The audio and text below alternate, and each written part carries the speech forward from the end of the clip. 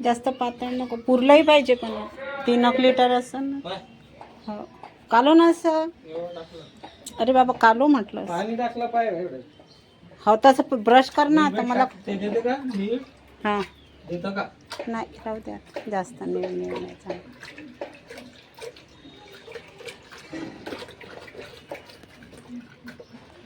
पुरण का तेवढं?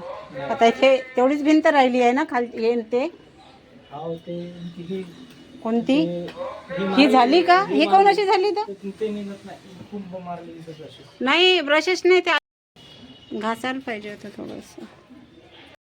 चल पप्पा करते, चल लवकर चल खाली. चला चला कुंड्या, चल लवकर. इकडनं तिकडनं ये, धूळ आहे सगळा. चल ये इकडून. हो चल ये, तुळशी गिळशी आहेत, लाता नको लागू दे. चल चला. त्या स्वप्नीने काल प्रांजूने शेंगा आणल्या होत्या, त्याला मी उकळल्या चांगल्या कुकरमध्ये आणि आता याला भाजत आहोत. छान लागतात ह्या.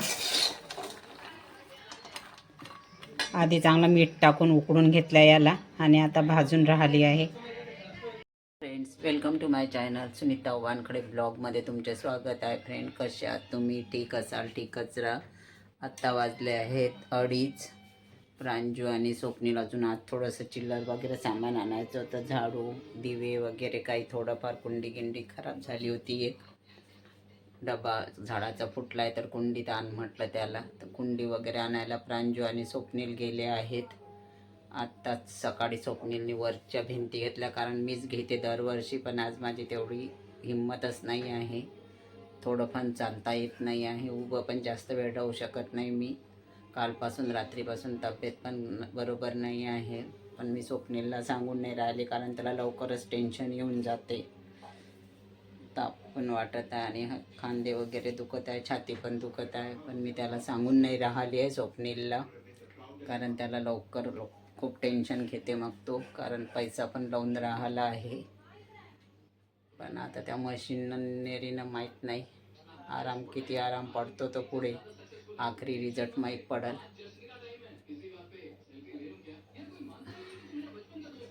निवड असं पडूनच राहावंसं वाटते, काही कामं वगैरे तर जास्त करू शकत नाही. रुही पण सोबत गेली आहे, कारण रुही त्यांच्या मागच लागते, जर नेलं नाही तर खूप ठीक नाटकं करते, खूप माझ्या अंगावर हात घालते आणि खूपच त्रास देते मला, म्हणून तिला पाठवाच लागते त्यांच्यासोबत. दादाने उद्या जायचं, उद्या नाही नारू दादाच्या इथं. दादा नाही उद्या, आज दादाला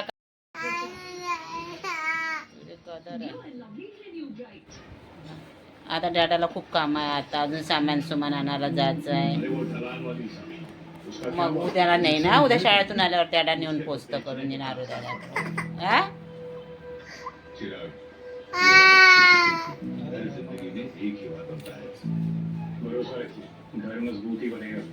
अशी रुसून बसा लागते का मग आरू दादाच्या इथं नाही नेलं? आता सामान चला ठेवा, तुझ्या गिजा नाही आहे, ठेव. आता तुझं कोणतंच काम ऐकणार नाही मी. हा ओय बाई ताड, चल जा लवकर आण, चल मग तुला जेवण चालून देते. ठेवून दे त्या कुंड्या, ठेव डॉल ठेव उचलून, सगळा धिंगाणा करून ठेवून दिला. बिन सगळं धिंगाणा करून ठेवून देते. उचल बरं त्या कुंड्या गिंड्या, उचल सगळ्या जा. 10 वेळा करशील, तोडून ठेवशील त्या डस्टबिनला, त्याला मार देईन तुला. रुईला पर्स दिली आहे मी, दुसरी पर्स आणली, माझी पर्स फाटली होती त्यामुळे दुसरी पर्स आणली आहो. हे रुईला दिली माझी पर्स, याला गड्डे पडले आहेत, तर रुईला खेळायला दिली. हा ना रू, हा ना, मी आणली ना नवीन पर्स माझ्यासाठी.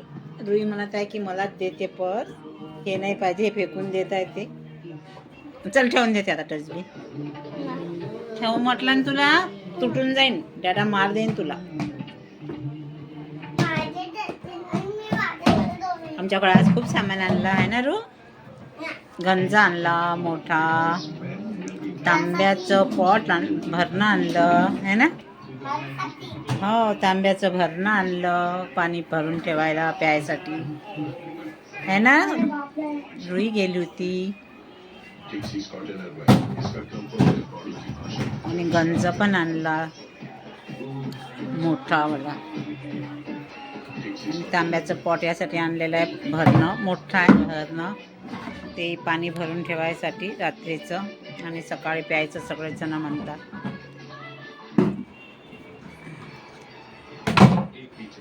पा कशी करून राहिली धिंगाणा. पर्स घे, उचलली पर्स, त्याला ठेवून दे पर्स. चला मग रुईचे आजोबा यायचे आहेत.